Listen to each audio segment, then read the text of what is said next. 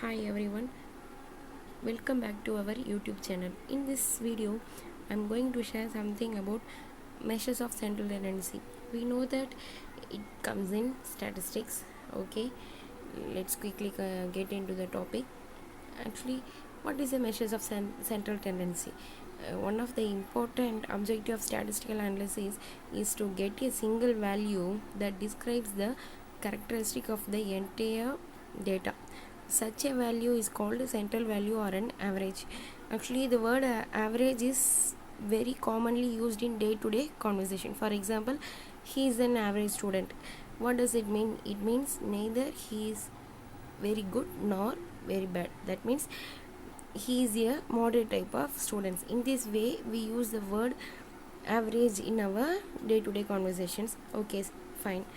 In our mathematical point of view, what is the meaning of average? An average value is a single value within the range of the data that is used to represent all the values in the series. Since an average is somewhere within the range of the data, it is also called a measure of central value or the measures of central tendency.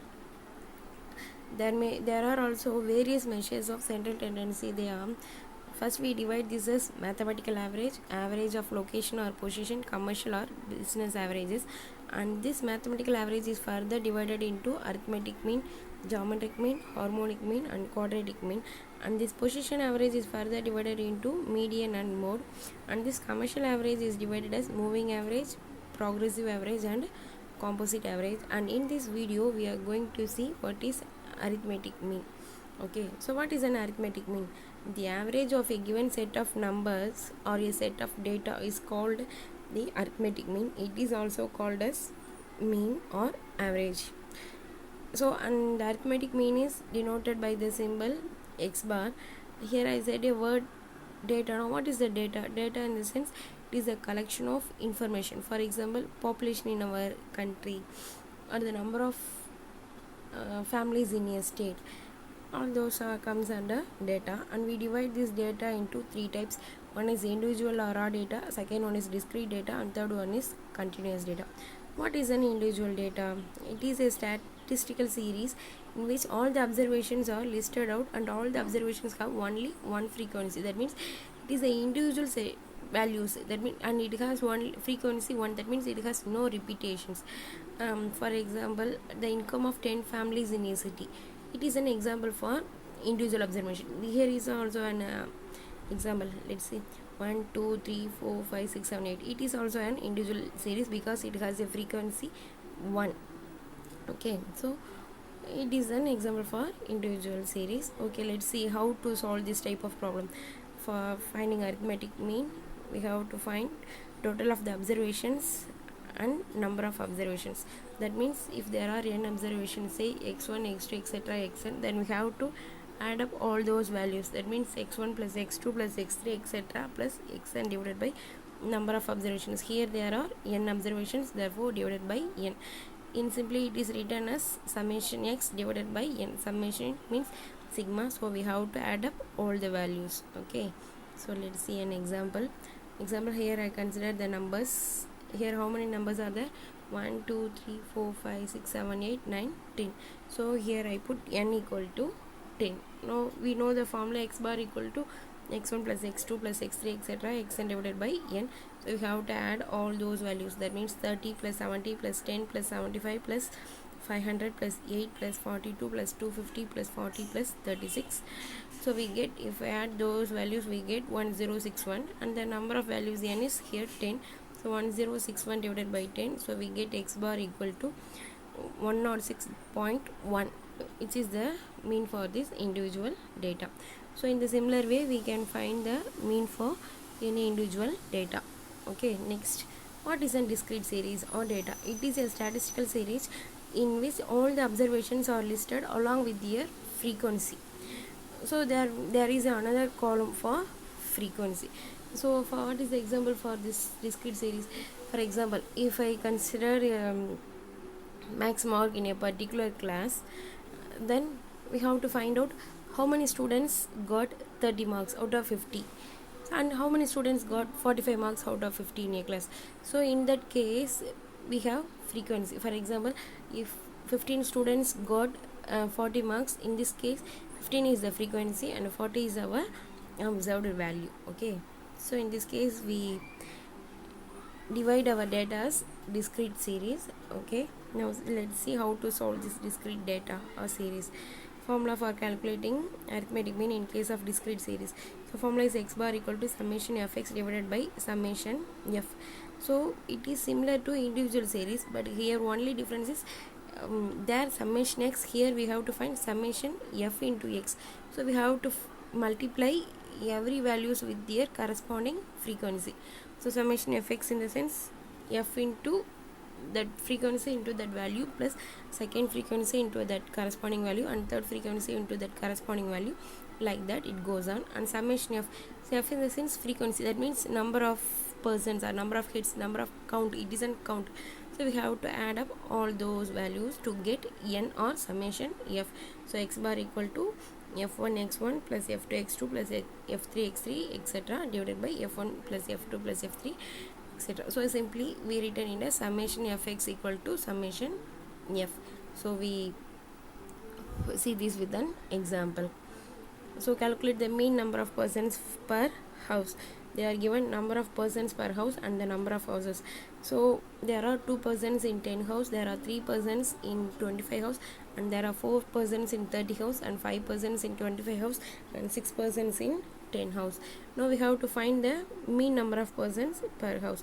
So for that, first we have to put a tabular column as first column as number of persons, which is x, and next column as number of houses, which is the frequency f.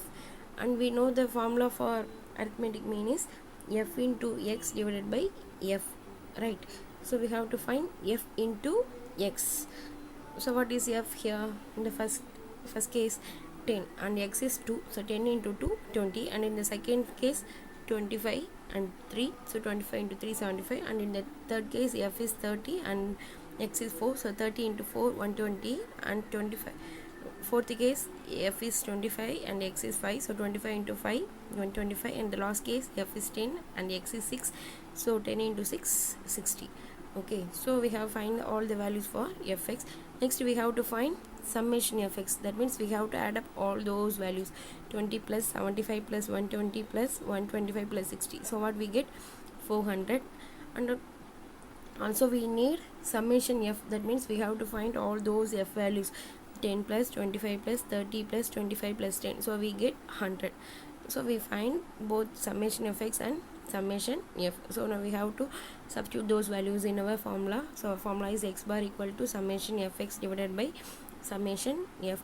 We know summation fx value is 400 and summation f is 100. So 400 divided by 100 equal to 4, which is our average value for our discrete case. Okay, so in this case we can find any problem in the discrete case. Okay, next one is continuous case. It is similar to discrete case because these two have frequency, but the only difference is there is a clear space between the values in case of discrete case, whereas in the continuous case it falls only in the continuous sequence. And also in the discrete case we can count the values, whereas in the continuous case it is measurable.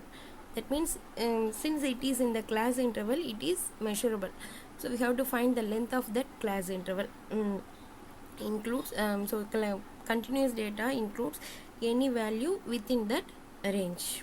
Okay, so formula for calculating the arithmetic mean in case of continuous series is x bar equal to summation fm divided by summation f. It is similar to, even formula is similar to discrete series, only the difference is there fx, here fm.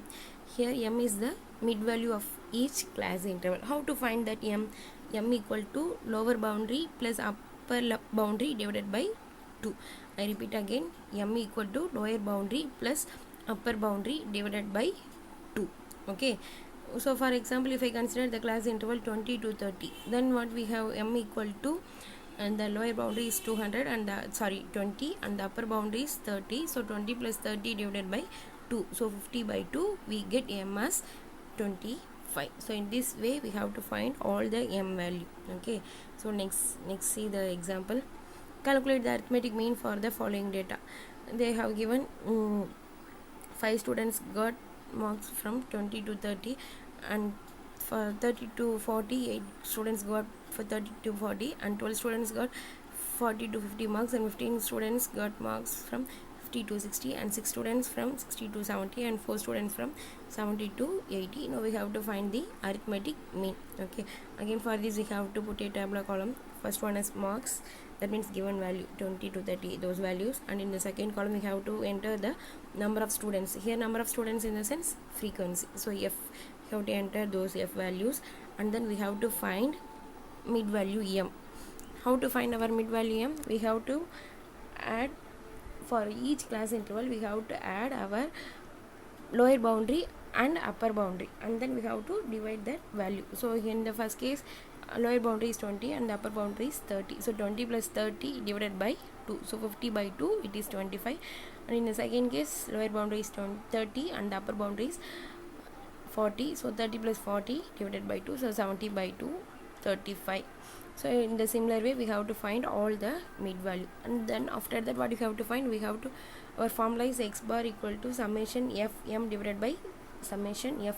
So fm in the sense we have to find f into m, so we have to multiply both f and m. So in the first case, what is the value of f? 5, and the value of m is 25, so 5 into 25, 125. In the next case, f is 8 and the m is 35, so 8 into 35, 280. Similarly we have to find all the fm value. Next what we have to do, we have to add up all those values, because we need summation fm, summation in the sense sigma, so we have to add up all those values. So I am going to add all those values. So what we get, 125 plus 280 plus 540 plus 825 plus 390 plus 300, so we get 2460. And also we need summation f, that means we have to add up all those f values, that means 5 plus 8 plus 12 plus 15 plus 6 plus 4. So if add all those values we get summation f. Now we have to substitute all those values in our formula. What is our formula? X bar equal to summation fm divided by summation f. So x bar equal to 2460, which is the value for summation f divided by summation f. F value is 50, so 2460 divided by 50, so we get 49.20, which is our mean value for this continuous series. So in this similar way we can find arithmetic mean for any continuous series. This is some difference for individual, discrete and continuous series. In continuous, actually we know all those things in the earlier itself. For individual series there is only one frequency for each item. For discrete and continuous there may be more than one frequency, right? And for individual series there is no column for frequency, whereas in case of discrete and continuous there is a column for frequency. I hope you like this video and you learn something from this video. Thanks for watching. Thank you.